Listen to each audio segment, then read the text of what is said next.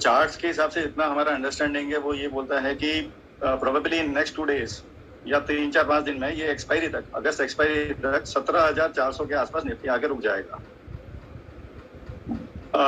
ये मार्केट का बॉटम लग चुका है, ये टेक्निकली तो कंफर्म्ड है। बॉटम लगता है इन द सेंस अगले 6 महीने तक का बॉटम ये लग चुका है। 15,200 अगला 6 महीने तोड़ता हुआ नहीं नजर आता है। 16,800 जो प्रीवियस टॉप्स था, जो जहां से रिवर्सल आया था, स्विंग हाई था, उसको काट के बाजार ने इस बार 17,800 तक लगा दिया है। तो 16,800 इतना बड़ा सपोर्ट अगले 6 महीने तक हेल्प करेगा अपने को कि ये उसके नीचे जाने नहीं देगा। 16,800 तो मैं वर्स्ट केस बोल रहा हूँ। करंटली जो चार्ट का फॉर्मेशन है, जो डेली चार्ट हम लोग देखते हैं, अगले 5-7 दिन के लिए अगर व्यू लेना है तो मार्केट पूरी तेजी में 17,400 के नीचे लगता नहीं है। और यहाँ से जो अपसाइड है, अगर मार्केट प्ले कर गया तो अगले 6 महीने में 21,500 का टारगेट बनता है टेक्निकली। 19,500 से ऊपर 20,000 आता है, 20,500 आता है। टेक्निकली जो मैक्सिमम पॉसिबल टारगेट है दैट इज 21,400-500। पॉसिबल और not, fundamentally if you look, Dinesh ji को पूछे तो पॉसिबल है, सोडानी जी को पूछे तो पॉसिबल नहीं है। लेकिन मुझे एक चीज जो समझ में आती है, जो इतना चार्ट समझ में आता है कि यहाँ से मंदी में नहीं रह सकते हो आप, यहाँ से आपको तेजी ही करनी पड़ेगी। जैसा सोडानी जी ने बोला कि मिड एंड स्मॉल कैप में तेजी रहेगी, तो ऐसा लगता है कि सिलेक्टिव काउंटर्स में बहुत बड़ी तेजी अभी भी बाकी है, बहुत बड़ी तेजी। यानी यहाँ से भी स्टॉक 2x या 3x जाएंगे। कैच करना फंड मैनेजर के हाथ में है या सिलेक्टिव लोगों के हाथ में है कि वो कौन सा स्टॉक चलेगा। लॉजिस्टिक सेक्टर एंटायर तेजी में है, उसमें कोई करेक्शन नहीं नजर आता है। फार्मा शायद आउट परफॉर्म नहीं करेगा इस बार, फार्मा लैकलस्टर ही रहेगा। Small and mid cap as a sector अगर उसका चार्ट देखें तो एज ए सेक्टर वो नया हाई नहीं मारता हुआ लगता है। तो अब ये भी बड़ा डिफिकल्ट है कि एज ए सेक्टर अगर मैं पूरा इंडेक्स ले लूं, अगर ETF को ले लूं मैं स्मॉल कैप। हाँ जी, बैंकिंग के बारे में अगर मैं ETF बैंकिंग सर 21,500 अगर लगता है तो बैंकिंग के कारण ही लगता है। बैंकिंग ही चलना चाहिए। PSU बैंक, मतलब जो चार्ट दिखाते हैं वो तो ऐसा लगता है कि SBI भी यहाँ से डबल हो जाएगा। कितनी जल्दी होगा या धीरे होगा ये नहीं पता, लेकिन BOB, Canara bank, SBI, PNB को मैं उसमें शामिल नहीं करूंगा, ऑल्दो मिनी कैप हो गया वो। लेकिन एंटायर PSU अगर ETF ले लें अगर अपन, तो यहाँ से भी सर कम से कम 20 से 30% की अपसाइड कम से कम है। अपसाइड कितना होता है नहीं पता, तो PSU ले लिया जाए। ये जो भी होना है, हाँ ये जो भी होना है अगले 6 महीने के अंदर होना है, जैसा सोडानी जी ने बोला पक्का है, क्योंकि मंथली चार्ट सबके बिगड़ चुके हैं। ये खाली करेक्टिव वेव आई है जो कि आपको नए हाई पे ले जाएगी। मंथली चार्ट पे गड़बड़ हो चुकी है, वो सिर्फ करेक्टिव वेव है। 16 नीचे में 14,000 का घर अभी भी खुला है, जो कि शायद अगले साल आए या 6 महीने बाद आता है या 3 महीने बाद आता है नहीं पता, लेकिन एक बार मार्केट को 21,000 के आसपास जाकर के ही करेक्शन लेना है। नहीं, आपने जो महत्वपूर्ण बात कही वो कही कि यहाँ से मंदी की संभावना नहीं लगती, यहाँ तो तेजी ही आ सकती है। इसका क्या मतलब है, यहाँ से तेजी ही आ सकती है, मतलब क्या कहना चाह रहे हैं, किस आधार पे कह रहे हैं आप? इंडिकेटर से सर पूरा चार्ट है, वीकली चार्ट पे हम लोग अभी शायद रेंज में है। तो मैं अगर आपको अगले 2 महीने की व्यू दूं तो यहाँ से शायद 16,800 और 18,500 का व्यू लगेगा, इस रेंज में रहेगा मार्केट। और डेली चार्ट है तो 17,400 के नीचे बिल्कुल नहीं जा सकता ये अगले 5 दिन में। 16,600 की तो पुट राइटिंग खड़ी है, इतनी ओपन इंटरेस्ट अगर अपन देखें निफ्टी पे तो 16,600 की तो पुट राइटिंग इतनी भयंकर खड़ी है। वो अगर उसने 100-150 रुपए कमाए तो 16,500 के नीचे वो नहीं जाने देगा करंट एक्सपायरी में। तो करंट जो अगले 5 दिन का ट्रेड अगर किसी को लेना है तो ये सेल ऑन राइज हो सकता है, लेकिन 17,500 के आसपास नीचे जाकर के शॉर्ट करने का मार्केट नहीं है। 17,500 से आपको बाइंग करना ही पड़ेगा। होता है तो कुछ बचेगा भी क्या उसके बाद? सर बिल्कुल बचेगा। आप हिस्ट्री में अगर हम लोग जितना भी चार्टिकली हमने देखा कि प्राइस एक्शन क्या रहता है जब भी कभी मार्केट में इस तरह से कुछ होता है, तो प्राइस एक्शन हमेशा सर मंदी 2-3 महीने से ज्यादा टिकती नहीं है। जो पेन पॉइंट होता है मंदी, जो डरना चाहिए जिस मंदी से, जो इकोनॉमिकली मंदी आती है उससे डरना चाहिए। चाइना ताइवान हुआ, रशिया यूक्रेन हुआ, इनसे बिल्कुल नहीं डरना चाहिए। या इवन मैंने 1990 से देखा है जब सद्दाम हुसैन ने कुवैत पे अटैक कर दिया था, मैं तभी था मेरे फादर के साथ में मार्केट में, मतलब बहुत बच्चा था लेकिन समझता था उस समय। अरशद मेहता की हमने मंदी देखी, केतन पारी की मंदी देखी। जो डरना चाहिए जिस मंदी से वो तो अपन बात ही नहीं कर रहे हैं। अपन तो बात कर रहे हैं चाइना ताइवान की, ये तो ये तो सोने पे सुहागा है, युद्ध हो जाए। क्योंकि युद्ध के बाद जो कंस्ट्रक्शन होता है ना, उसकी डिमांड कहाँ चाहिए। अब ये सोचिए, कोविड का सबसे बड़ा फायदा क्या था। वो मैं कई बार देख चुका हूँ कि जो है ना युद्ध हो जाए, उसके बाद जो रिकवरी आएगी, रिकंस्ट्रक्शन होगा, डिमांड आएगी, वो ठीक है। लेकिन आप दूसरे आप किस सोच रहा है, कौन सी मंदी से डरने की बात कर रहे हैं आप? मैं जिस मंदी से डरने की बात कर रहा हूँ 2011 से 14 की मंदी है ना, जिसमें मार्केट स्टैंड स्टिल हो जाता है, बाजार हिलता ही नहीं है, बाजार एक ही रेंज में रहता है, जहाँ पे इकोनॉमिक फैक्टर्स खराब होते हैं। 2017 से 2020 की मंदी है। 2020 की मंदी में डर नहीं था, 2017 से 20 की मंदी में बहुत बड़ा डर था कि ये कर क्या रहा है। बियर जिस शब्द से बना है सर, ये बियरिश कैसे है, तो बियर को जब आप देखते हो ना, तो आपके मन में घबराहट आ जाती है।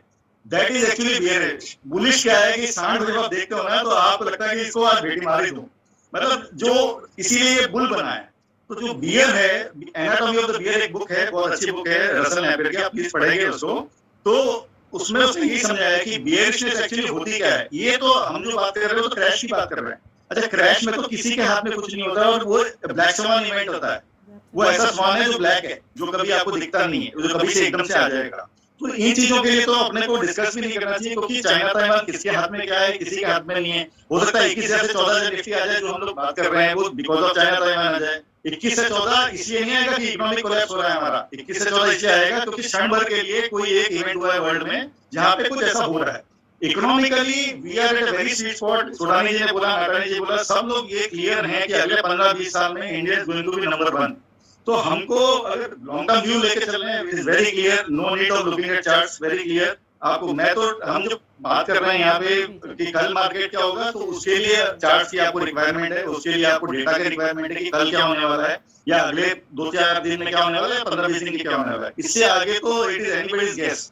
क्या आपको इकोनॉमी अच्छी लगती है, आपको इकोनॉमी खराब लगती है, तो ठीक है भैया, कहीं ना कहीं कुछ तो कुछ होगा ही होगा। तो मेरा ये बहुत क्लियर व्यू सर, अगले 6-7 दिन के लिए आप थोड़ा सा मंदी में रहे। मंदी इन द सेंस कि जो भी करेक्टिव फेज बोलते हैं इसको, तो इस करेक्शन में अगर आप बाय करना चाहें, प्लीज बाय करें, क्योंकि ये करेक्टिव फेज है, it is healthy corrective phase, because advance declines have improved a lot in last 4-5 days. Nifty आज एक सिंगल कैंडल है निफ्टी की, जिसने पिछले 3 दिनों की कैंडल को खा गई है। तो बशर्तिया ये मंदी की शुरुआत है, मंदी नहीं बोल सकते, करेक्टिव फेज की शुरुआत है। सपोर्ट अभी भी 17,400, 16,800 तो बहुत दूर लगता है, 17,400 इमीडिएटली लगता है, यस लगता है, उसके आसपास से बाइंग शुरू हो जानी चाहिए। एंड ये जो रैली है, जो अगले 3 महीने 6 महीने जितना भी इसको सर्वाइव करना है, जैसे हम सब लोगों का व्यू ये लगा मुझे भी कि 19,500, 19,000, किसी का मेरा 21,500 है, तो ये व्यू कहीं ना कहीं टकराता है। तो we are all very clear that this is a corrective phase, और ultimately we are going to be in a bullish zone in next 3 to 6 months। मतलब दिस इज, ये तो मैंने जो इन्फर किया है वो है। व्यक्ति को 10 साल के लिए बेट लगानी है, वो आंख बंद करके डिफेंस सेक्टर में बेट लगा सकता है। नाटाली साहब जी जैसा डिफेंस बोला था, मैं एक बात मिस कर रहा था, इसका मैंने दोबारा आपसे कहा, defence sector will be the best sector for next 10 years। Sir उम्मीद करता हूँ आपको जवाब मिल गया होगा कि अगले साल चाइना वार क्यों होगा।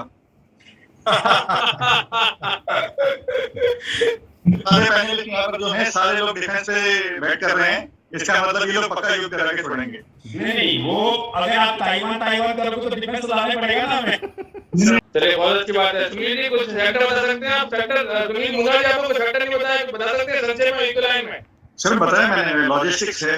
तो लॉजिस्टिक्स के जितने भी शेयर है, या जैसे म्यूचुअल फंड के जो पूरा एंटायर लॉजिस्टिक्स पे डिपेंडेंट है, तो उसमें इन्वेस्ट कर सकते हैं अगर कोई सेक्टोरल कॉल लेना चाहे तो।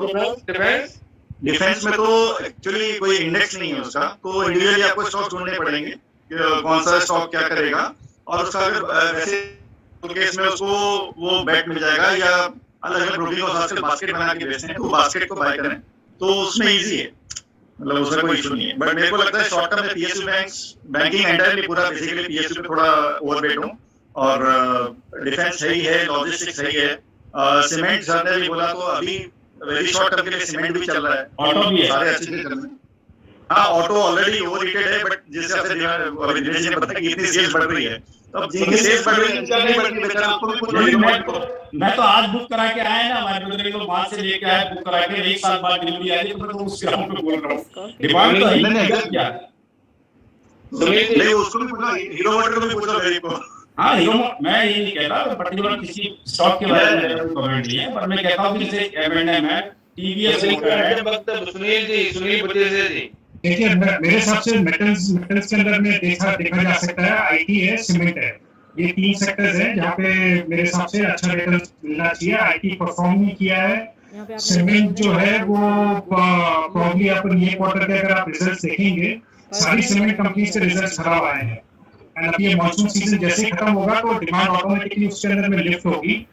एंड स्टील के अंदर में गवर्नमेंट ने जो एक्सपोर्ट बैन ड्यूटीज लगा रखी है वो आगे पीछे प्रॉब्ली हफ्ते 10 दिन के अंदर में लिफ्ट होनी है।